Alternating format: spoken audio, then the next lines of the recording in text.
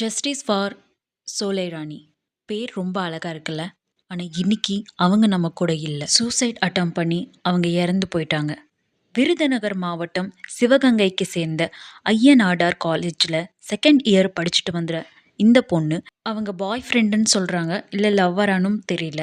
அவங்க கூட ஒரு போட்டோவை சோஷியல் மீடியாவில் அப்லோட் பண்ணியிருக்காங்க. அதை பார்த்து ஸ்க்ரீன்ஷாட் எடுத்து அவங்க காலேஜோட பிரின்சிபலுக்கு அனுப்பியிருக்காங்க. அந்த பையன் கூட அதே காலேஜில் படிக்கிற பையன் தானாமா. அந்த பொண்ணை கூட்டிகிட்டு போய் செப்பரேட்டாக பேசுனது மட்டும் இல்லாமல் அவங்க பேரண்ட்ஸை கூப்பிட்டு அவங்கக்கிட்டேயும் அந்த பொண்ணை திட்டியிருக்காங்க. அவங்க முன்னாடியே திட்டியிருக்காங்க, அவங்களையும் திட்டியிருக்காங்க. அதனால அந்த பொண்ணு அவங்க வீட்டுக்கு அனுப்புனதுக்கப்புறம் அந்த வீட்டில் அவங்க என்ன பேசுனாங்கன்னு தெரியாது. அந்த பொண்ணு சூசைட் அட்டம் பண்ணி இறந்து போயிருச்சு. இன்னைக்கு அந்த பொண்ணு நம்ம கூட கிடையாது. இந்த விஷயத்த தெரிஞ்சுக்கிட்டு அந்த காலேஜ் பசங்க அந்த காலேஜ் முன்னாடி ஸ்ட்ரைக் அனௌன்ஸ் பண்ணி ஜஸ்டிஸ் ஃபார் சோலை ராணி அப்படின்னு ஸ்ட்ரைக் பண்ணிகிட்ருக்காங்க. அந்த பொண்ணுக்கான நியாயம் கிடைக்கணும்னு ஸ்ட்ரைக் பண்ணிகிட்ருக்காங்க. ஆனால் எனக்கு இதில் ஒரு விஷயம் மட்டும்தான் புரியல.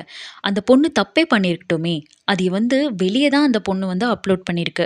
ஐ மீன் அந்த ஃபோட்டோஸ் வெளியே எடுத்தது அதை தான் அந்த பொண்ணு அப்லோட் பண்ணியிருக்கு. அதை பர்சனலாக பிரின்சிபல் கூப்பிட்டு பேச வேண்டிய அவசியம் என்ன வந்துச்சு? தெரிஞ்சுதானே, 19 வயசு பொண்ணு, அதுக்கு தெரிஞ்சிருக்கும் அப்லோட் பண்ணால் என்ன கான்சிக்வன்ஸ் நம்ம ஃபேஸ் பண்ணுவாங்கன்னு அது தெரிஞ்சிருக்கும். தெரிஞ்சிருந்தே அதை அப்லோட் பண்ணுதுன்னா அது நீங்கள் பேச வேண்டிய அவசியம் என்ன வந்துச்சு? அப்படியே நீங்கள் திட்டுறதுனாலும் தனியாக கூப்பிட்டு அந்த பிள்ளைக்கு புரிய வைக்கிற மாதிரி நீங்கள் பேசியிருந்திருக்கலாம். ஹார்ஷாக பேசி அவங்க அப்பா அம்மாவையும் கூப்பிட்டு அவங்கக்கிட்டேயும் ஹார்ஷாக பேசி அவங்க வீட்டுக்கு போய் அவங்களும் அவங்களோட பொண்ணை எப்படி ஹேண்டில் பண்ணுறதுன்னு தெரியாமல் அவங்களும் மன உடைச்சல் ஆளாயிருப்பாங்க இல்லையா? இந்த பிரின்சிபலே இப்படி கூப்பிட்டு திட்டியிருக்காங்கங்கிறது அவங்களுக்கே ஷேமாக ஃபீல் பண்ணி அவங்களும் அந்த பொண்ணை பேசி அது எல்லாமே சேர்ந்து தானே அந்த பொண்ணு தற்கொலைக்கு முயற்சி பண்ணியிருக்கு. கோயம்புத்தூர்லேயே ஒரு இஷ்யூ ஆயிருக்கு இந்துஸ்தான் காலேஜில். அந்த பொண்ணு ஏதோ திருடிட்டான்னு சொல்லி அந்த பொண்ணை பேசி பேரண்ட்ஸை கூப்பிட சொல்லி அந்த பொண்ணு மாடியிலேருந்து கீழே விழுந்து இறந்துருக்காங்க. இப்படி நிறைய எக்ஸாம்பிள்ஸ் இருக்கிறப்போ இந்த மாதிரி ஏன் பிஹேவ் பண்ணணும்? ஒரு பிரின்சிபலே இந்த மாதிரி பிஹேவ் பண்ணாங்கன்னா குழந்தைங்கள எப்படி ஹேண்டில் பண்ணுறதுங்கிறது இவங்களுக்கே தெரியல.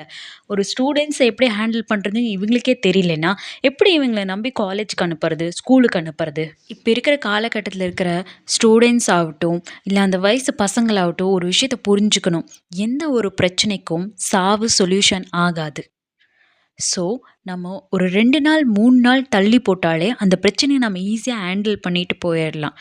அதுக்காக நாம் செத்துட்டோம்னா எல்லாமே முடிஞ்சு போயிடாது. இந்த நாட்டில் எத்தனை பேர்த்துக்கு நம்ம ஜஸ்டிஸ் கேட்டு ஸ்ட்ரைக் பண்ணிகிட்டே நிற்க போகிறோமோ தெரியல. தேங்க்யூ.